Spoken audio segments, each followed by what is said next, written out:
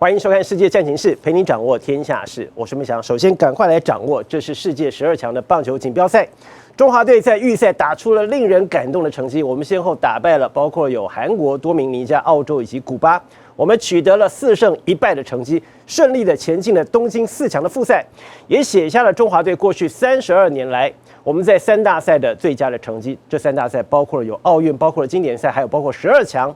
最近一次中华队的最佳成绩是在1992年那一年的巴塞隆纳，我们得到了棒球第一次正式项目的银牌。不过那已经是32年前的故事了。今年中华队能够再写佳绩吗？我们看到了现在中华队他们已经出发到了日本去了。我们看到了队长陈杰宪，他信心满满的对球迷喊话，希望带着这股力量，把东京巨蛋当成是台北大巨蛋，继续努力写下了好成绩。陈晨威和吉力吉捞一现身，球迷的尖叫声快要喊破桃园机场的屋顶。不过这还不够，台湾队长陈杰宪一出现，分贝再飙高。只见球员们亲切与粉丝合照，笑容藏不住。尽管前一天才刚在台古大战完封古巴，一早球员们现身机场，脸上没有疲态，大家都很兴奋。这回中华队在12强预赛取得4胜1负的佳绩，是分组第2，前进超级循环赛，是队史32年以来最佳。前进东京巨蛋还要继续拼。我们拿到机会了，我们真的做到了。那如今我们要前进东京，不只是我们想要成为台湾的骄傲，所以我们每一场比赛一样尽自己100%的力量，最大的努力。就是很兴奋嘛，因为我觉得从一路以来。就是大家都知道这个不是很容易的赛程，然后我们做到这件事情嘛。我们希望我们的这次的团队成绩，或者是投手打击各方面，我们都可以甩到6。中华队和日本跟澳洲一起包机飞往东京，商务舱都留给教练团，而球员们谁能挤进豪金舱，又是一场争夺之战。1天之差输给了戴培峰吗？他7号，我8号。哇！我在那边一直算培峰来那边来，因为他不是1月7号，没办法，这就是命。班机的座位安排是以年纪来区分，中华队有7名选手必须搭乘经济舱。2000年出生的重炮曾颂恩与戴培峰只有1日之差，只能搭乘经济舱，让他好无阻。不过前进东京巨蛋，经济舱只是小 case， 球员们帅气现身机场，期待再创巅峰。中正新闻生活中心综合报道。好，陈杰宪说希望成为是台湾的骄傲，不过我们也想告诉他，他们已经是台湾的骄傲了。因为如果你看完了中华队在分组赛的5场比赛，相信你一定会有这样的感觉，这支中华队真的是完全不一样了。在攻守两端的表现，可以说简直是无可挑剔。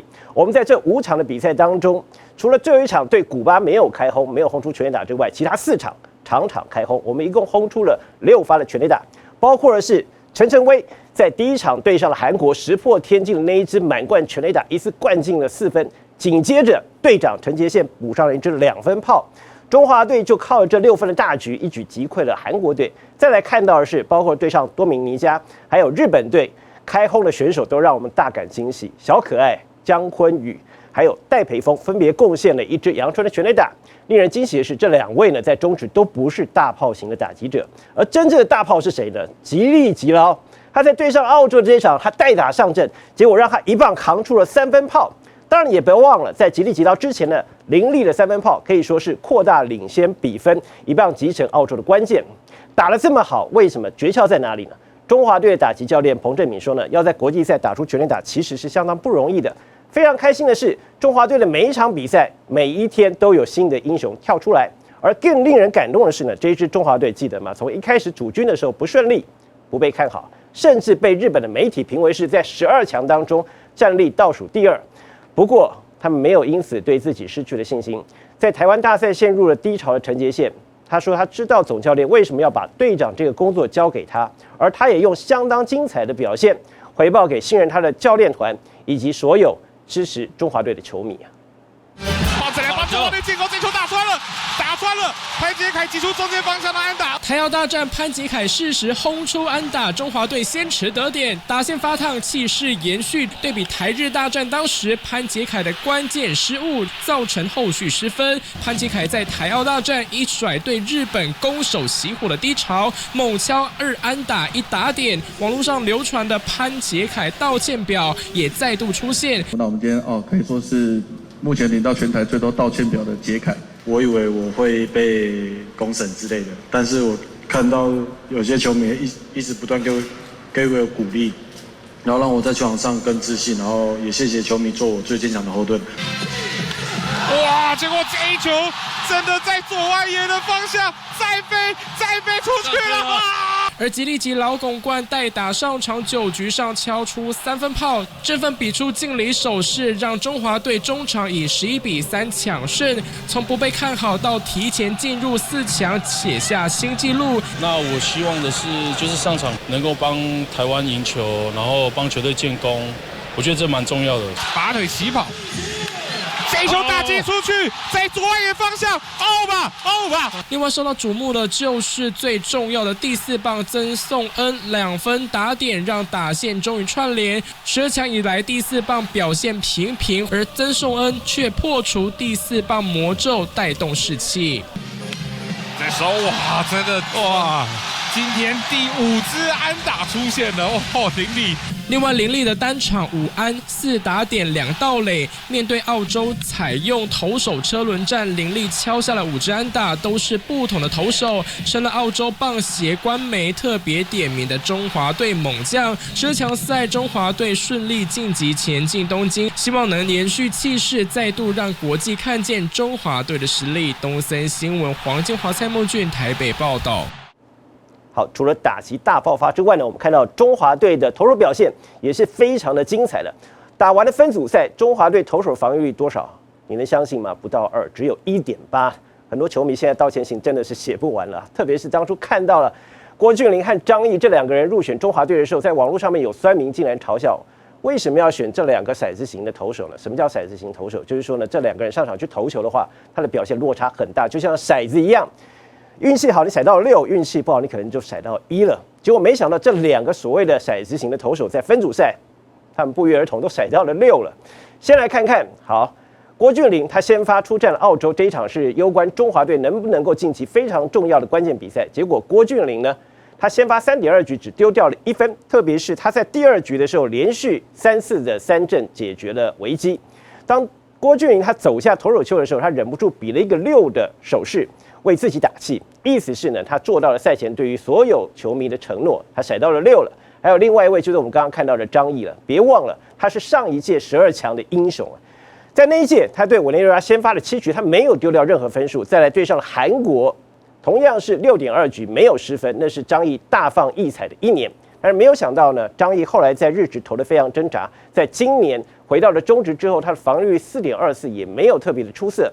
但是仿佛只要穿上了中华队的球衣呢，就会化身为英雄了。张毅在对韩国和对澳洲这2度上场中继，他总共投了2.2局，没有丢掉任何分数，而且这2场比赛最终他都是胜投，累计4胜，他也成为是12强到目前为止的史上胜投王。良好3坏的对决，速球打进场内，在2垒方向的滚地球，凯威传向1垒。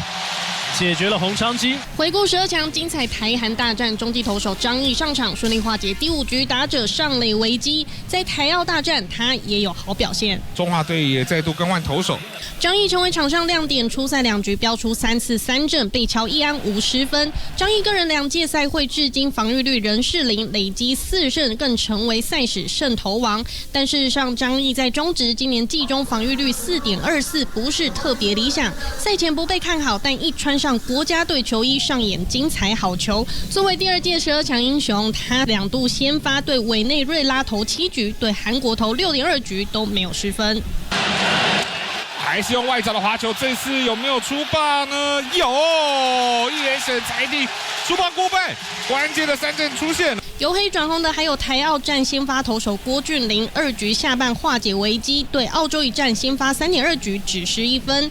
郭俊麟同样披上国家队球衣，变身强投。他在中职表现差强人意，4年战绩8胜21败，但2015年第1届12强赛2度先发，对意大利和波多黎各都只失1分，成为英雄。如果以先发来说，算是最老的，那就是想说要表现出来就是要沉稳的感觉，然后带领这些学弟，然后想办法前进东京这样而已。棒子来，把中华队进攻，这球打穿了，了，潘杰凯击出中间方向的安打。台要战3垒手潘杰凯一甩日本战的失误，猛敲2安打1打点。除了投手，中华队也用球棒回应质疑。有越来越自在了，因为知道球迷一直在帮我加油，所以不会去担心说就是被球迷指教。中华队猛将从不被看好到提前进入4强，创下最佳成绩。这些由黑转红的投手和打者，统统功不可没。东森新闻生活中心台北报道。好，这支中华队真的不一样了。虽然我们没有闪耀的大牌球星，但是每一场比赛都有英雄会跳出来。看到打到 B 组的预赛最后一场了，中华队对上的是红色闪电古巴。我们动用了7名的投手，大家轮番上阵，结果呢压制对方的打击，只被挥出了4支的安打。中场2-0，我们玩疯了古巴队。这是在历届的这个世界级大赛当中，我们中华队呢第一次玩疯了古巴队，也创下了队史的空前纪录。吉利吉劳第一球就出棒，打在了中间方向，相当深，打在了全垒打墙角下。中职本土全垒打王吉利吉劳拱冠，一上场把握机会击出2垒安打，帮助中华队先取得点，1-0领先古巴。从4局下开始，曾颂恩被保送，潘杰凯、戴培峰安打串联，最后靠着张振宇内野滚地球建功，中华队第2分进账，一路封锁古巴，首次在1级国际赛玩疯红色闪电。谢谢我们每一位选手尽全力的拼战，打下了这么精彩的表现。12强预赛最终战，即便确定晋级，中华队还是拿出亮眼表现，动用7名投手，只被古巴挥出4支安打，在历年世界棒球经典赛、奥运或是12强赛，首次让古巴队挂零，创下队史空前纪录。回顾12强预赛这趟不可思议的旅程，预赛5战，中华队投手合计45局，仅被敲27支安打，则失10分，送出47次三振，防御率1.80，排名12队最优，甚至失分数比日本16分、美国、委内瑞拉各13分还要更少。最令我们出乎意料的一个投手的部门，其实展现的确是非常好。那这也是我觉得感到非常荣幸，那也非常骄傲的一件事情。总教练曾豪居表示，出乎意料的表现归功于选手相信自己做得到，而刚好晋级复赛的4队就是团队防御率前4的队伍，显示本届投手战力与战情环环相扣。还是用外角的滑球，这次有没有出棒呢？有。中华队4位先发投手郭俊麟、林玉敏、黄子鹏、陈柏青，以及作为长中继的江国豪，都在各自任务局数内咬住战局。这次在预赛当中，多国都采取投手车轮战，让投手可以快速燃烧自我。像中华队13名投手都有上场，其中张毅、黄子鹏、江国豪、庄心燕、陈冠宇、黄恩赐等7名投手防御率都是完美的0。接下来，中华队前进东京将展开下段奇妙旅程，球迷应援成为球员最大的后盾，也请持续锁定东森，一起为中华队喝彩。东森新闻综合报道。好，中华队还在继续的写历史。我们在东京巨蛋第1场的复赛即将迎战的是 A 组的第1委内瑞拉。事实上呢，中华队对于他们的投手呢并不陌生，因为其中有3位的先发投手呢，他们目前都效力于中华职棒，单季都有拿下10胜的实力。包括我们看到统一狮的圣骑士，那么另外罗哥和富兰哥呢，则是都在富邦悍将，其中富兰哥他的球速呢可以飙到了161公里。至于中华队呢，则是不排除在第1场就压上我们的王牌投手林玉敏。哇，强迫取分吗？结果没有人在2垒，谁在2垒？哇，捕手这个传球。一记短打让美国队措手不及，成功抢分。12强 A 组预赛，委内瑞拉拿下分组第1，不止打击火力强，投手同样不遑多让。圣骑士今天送出了双位数的10次三振，先发主投6局，仅被敲出3支安打，狂飙10K。他是委内瑞拉投手圣骑士，也是本季中职胜投王、3振王，效力于统一狮，和台湾队长陈杰宪等人都很熟悉。但除此之外，委内瑞拉这次阵容有够台，还有富邦悍将的2名洋投富兰哥和罗哥。赛前特别录制影片，没想到现在竟真的实现，但被点名的他们也有话要说。打爆富兰哥，罗哥小心啊，罗哥！曾经的好队友即将上场厮杀，现在大家都在猜委内瑞拉会派出哪位先发投手上场。这边行说我们都有去看他们在 A 组的时候的比赛的一个状况。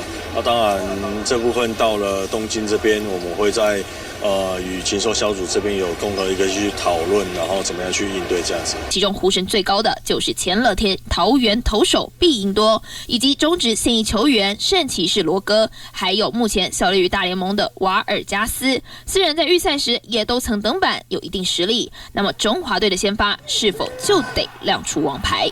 不管是不是投手战，中华队的打线还是相当惊人，加上场上士气高昂，互相感染，一旦串联就是一发不可收拾。应该就是要派出最猛的这个林立明，而且他也是来自美职体系啊，彼此也熟悉，被搭配的林家正这个也是美职体系的捕手。我觉得这一投一捕来讲，这是非常重要。我们预赛打到现在都非常熟稔这种美职体系的打法，所以我觉得啦，就是有机会击败委内瑞拉。接下来连续3场4强超级循环赛，就看他们用球征服东京巨蛋。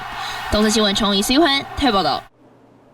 好，我们非常喜欢戴培峰刚刚说的打爆富兰哥，也期待这件事情的发生。不过事实上，我们看看委内瑞拉，他在 A 组，他所面对的是美国、荷兰还有墨西哥这些强烈打者，结果他们投手群竟然缴出了2.36的防御率，可见想要在他们手上呢攻下大量的分数并不容易的。而中华队呢，究竟要怎么样能够拿下复赛关键的第1胜呢？我们来听听资深体育主播张志平他的专业解析。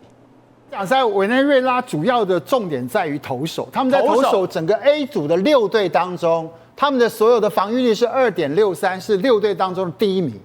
那所以说，基本上呢，有投手很强，对。可是呢，这些投手，台湾的观众可能都比我还熟，因为几乎都在中职打球。你说委内瑞拉现在要打的投手都在中职打过球？对，圣骑士是统一的这个王牌。那罗哥跟那个富兰哥都是富邦的，那基本上呢，这个富兰哥还创了161的一个球速。那这3个人都是进攻的整个态势，就是有相当好的控球跟球速跟球威，这都是那种10胜以上，而且防御率都是可以控制在不到3这样的水准。所以基本上就是我们在台湾的称呼是 SS 级。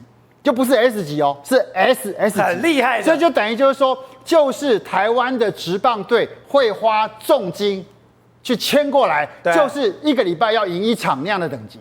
那我们打得到他球吗？基本上可是熟，基本上这就是比赛啊。那对我们来讲，讲实在话，跟你反过来讲。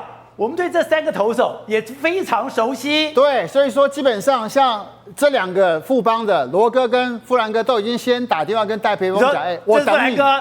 这是罗哥，对，他们2个都是委内瑞拉的，对，他都已经先到日本说我在日本等你，我看到你，我一定要把你3振，而且3个人讲说我们这3个投手，一个4局，然后我富兰哥负责结尾9局把你砍就一码死，话都讲了，你来跟台湾呛瞎了，话都讲了，熟。这就是比赛，这就是比赛好看的地方啊！那对我们中华队而言，我们一直在讲，这一次从黄金世代的这些教练到球员，到我们的捕手林家正，就我们的体系建构的很完整。那遇到强相碰，这本来就是天经地义的。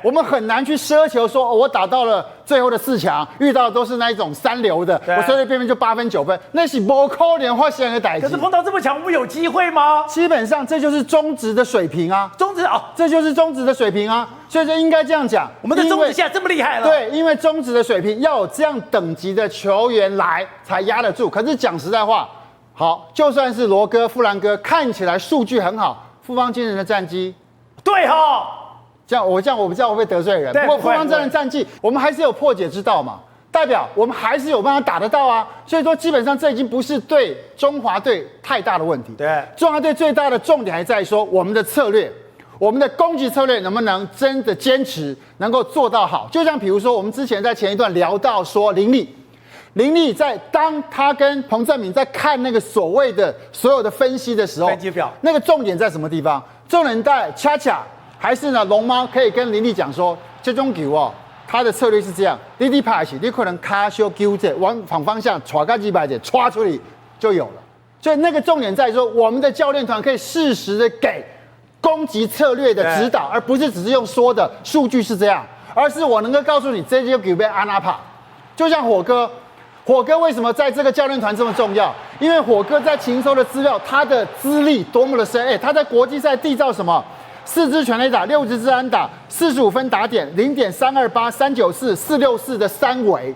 所以因为有火哥这样的人物，他可以让陈杰宪很清楚的知道说怎么攻击。对，因为我告诉你都是实战，我这些人我见多了，大联盟的160的，防御率1.5，拢拍个闹下。所以说，当你的教练团都是这样的成分、这样的水平，当你的球员每天接受这样的东西，就像林家正强，可是不是林家正而已，戴培峰跟吉利吉岛拱冠，他们在看了禽收资料之后，是一起研究，3个人要必须先有共识配球，所以说落差不会大。所以当大家都有共识的时候，整个团队形成那个团队的战力，我并不是很怕单独1个、2个厉害，而在于说我能不能根据教练团的攻击策略执行到底，然后找到失控球予以攻击。所以，我不是只是大家这样子买冷饮一样、买饮料一样，这个东西是我每个人看了球以后，原来我们的数据做得这么完整，数据做这么完整了以后，刚才讲的 Cha 是这个所谓的打击教练，我们看到了王建民是这个投手教练。马上其实要给回馈的。其实讲实在话，大数据分析现在的当道的显学，可是重点是数据分析之后，然后呢有没有办法执行？别人讲你可能不相信，恰讲你总该相信了吧？那基本上他有那个能力，为什么？他知道这种球进来要怎么面对。那所以说，林立也说他很感谢恰给他一些步伐上的指导。为什么？因为就是那个当下就那么一次的机会，一场球下来投手3分炮，对，一场球下来投手面对你可能就2球3球，可是你怎么样抓到他那个可能的失投，跟知道他可能投球策略球往哪边进来？问题是你要怎么攻击才能够所谓的 contact 的精准，让这个球飞行到你所想要的距离？所以这就是这些的当代的黄金世代的教练能够给予的当下的一个指导，而这个指导是无价的。所以志明，我这样听你讲才知道说，原来我们现在的教练，刚刚讲从Cha啦，像王建民这种，已经是新一代的教练，而且这个等于说受了最新知识的教练，再加上我们现在的选手，再加上我们中职这几年来的改变，那都不太一样了。对，刚刚在私下我也跟嘉敏聊过，其实没错，禽收确实真的很不容易，禽收是一件很辛苦的事，他要去很多地方看很多很陌生的球员，可是就是一些这些的数据不断的接收分析，等到有一天名单出来之后，因为我之前我也不知道到底是谁啊。等到名单真的出来，知道这些这些都在我的掌握之内，然后这些资料抓出来做分析之后交给这些有经验的教练。这些教练是看得懂的这我知这所以这些教练很重要。对，这些教练是身经百战，大小场面无数，所以说对他们来讲，这些东西他的解读快。那再来像林家正也是一样，头补之间的搭档，林家正所有的高志刚怎么形容他？思考清晰，逻辑清楚。对，所以说他永远不会脑充血，而且他的适应力很好。为什么？他在美国那个体系，他自己到美国去，高中之后去美国，然后是选秀进去的。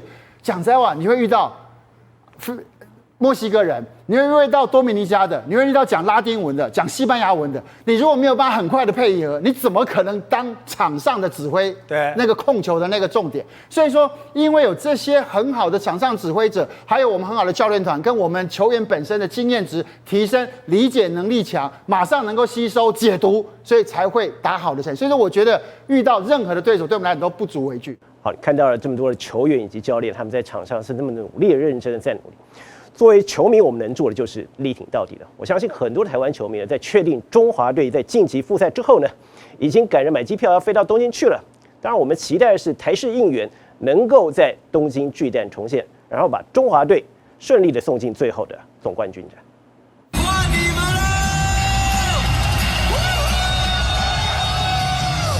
在大巨蛋玩起万人波浪舞，还有在内野声嘶力竭狂吼，台式应援让日本棒球网红都有感。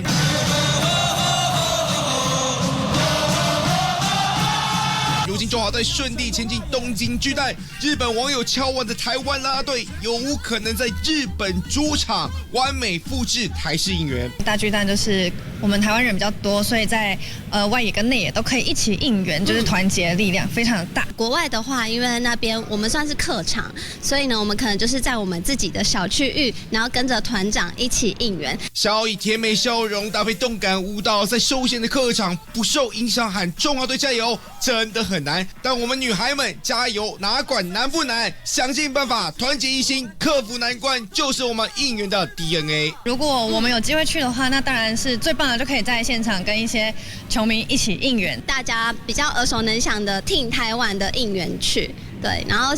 如果这首一出来，就是相信大家都会一起跟着我们应援。不过现在球迷想要在东京一睹女孩卖命加油风采，事实上颇有难度。如今前进4强的中华队将与日本、澳洲16号搭乘专机抵达日本。我球迷就算抢到门票，但能否订到心中想要的班机时间，将是一大考验。礼拜2、礼拜3、礼拜4、礼拜5，尽量来协调，可不可以增加？那我也会请教育部来帮忙，门票的部分可不可以跟日方有一个协调？中华队12强表现亮眼，闯进4强，创32年3大赛最佳成绩，如愿前往东京与世界强敌一战高下。球迷疯狂，不愿让我中华好将独自征战海外，就算未能赴日成功，也要在台湾让世界听见谁的主场？挺台湾，我们安打，挺台湾，再来全垒打，挺台湾 ，Let's go 东京，耶！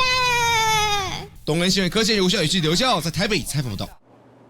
好，不论你是在东京巨蛋，又或者是在任何地方，都欢迎您在我们的留言区和我们一起集气加油，挺台湾。我们预祝中华队继续的写下辉煌的历史记录。同时感谢您收看这一集的世界战情室，我是孟翔，我们再会了。